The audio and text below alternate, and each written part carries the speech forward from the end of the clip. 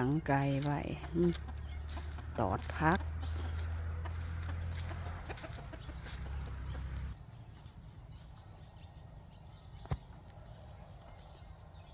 กุ้งม่วงมันอันนี้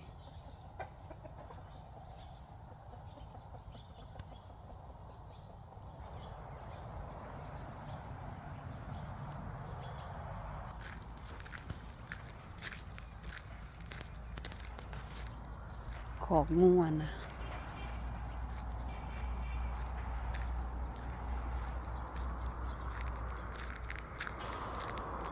ท้องฟ้าคือฝนสิตก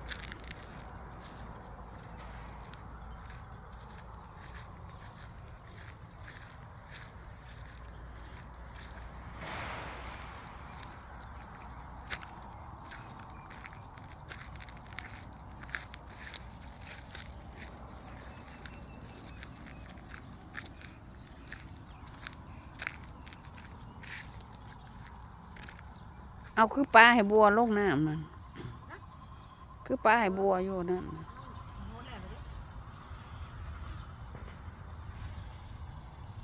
สวนของพริก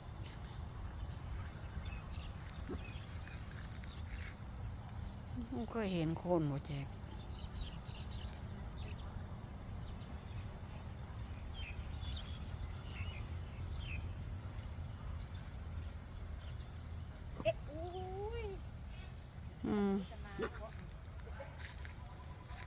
น้ำบ่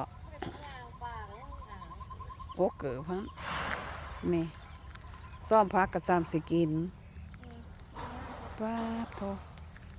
ต้นน้อยๆซ่อมบางใหญ่เนาะแหละเก็บไปเมียนเนาะสิแก่เก็บไปสวยวะหนึ่งแรงเด้หนึ่งเสปลาคอพันเด้เก็บไปไว้หนึ่งเนาะอ่อนครับปลูกนั่นนี่บ่มแรงปลูกสลัดบ่นายอันได้สนนั่นตัวนั้นแน่ตัวนั้นแน่ตัวยาวอันนี้ตัวยาวในหอมปอมก็ได้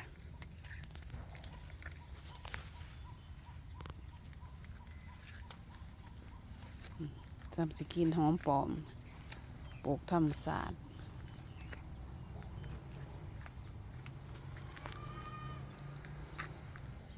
ดอกไม้บูชาก็มีพร้อมเดี๋ยวจะเอาเติมนี่หมกเด้งนะสินละบอกนี่สิบงมะแรงอันนี้สลัดนี่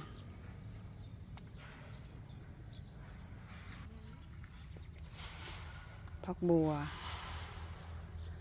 ส่วนครัวซ้ำสิกินโอ้ยใหญ่เลยได้พักแหล่แหล่นี่บงน้ำเลยได้บงน้ำได้แล้วนี่แรงบงไง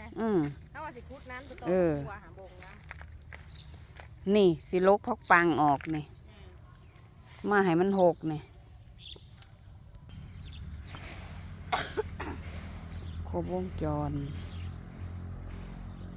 ก็ได้อยู่ได้กินในครอบครัว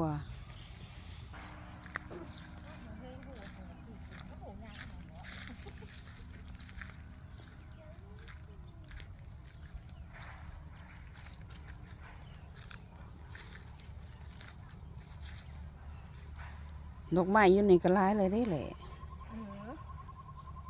ตายน้ำเลยนี่เอามันห่อนพาวพวกมันจะเป็นยังกกนี่จ้องจอยอยู่นี่กกเดียวนี่แหละหลอดเขาเลยหลอดเขาบอกหลอดสันเจ้าโค้งมาหาเก็บน้อยเดียวนึงมันไข่บ่ว่าแต่ลูกหลายปีนบ่ได้รอดบ่ได้สิขามกับขาสั่น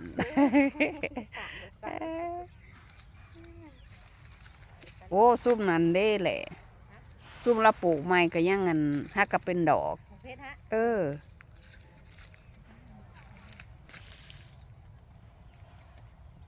่ไปขายแล้วบ้าน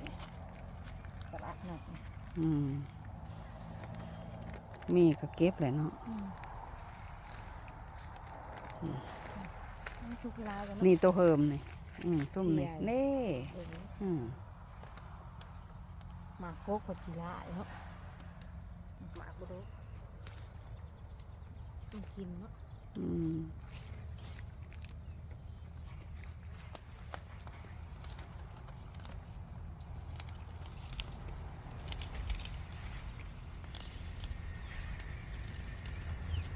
น้องสะอันนั้นก็ได้ นี่คือเฮาแก่แหละ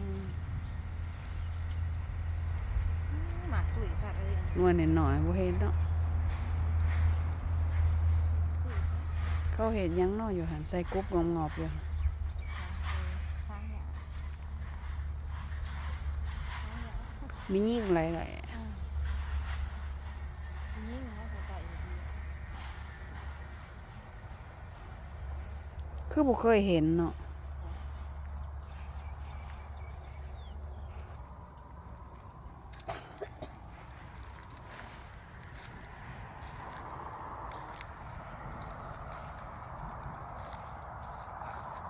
ซ้ำสิกิน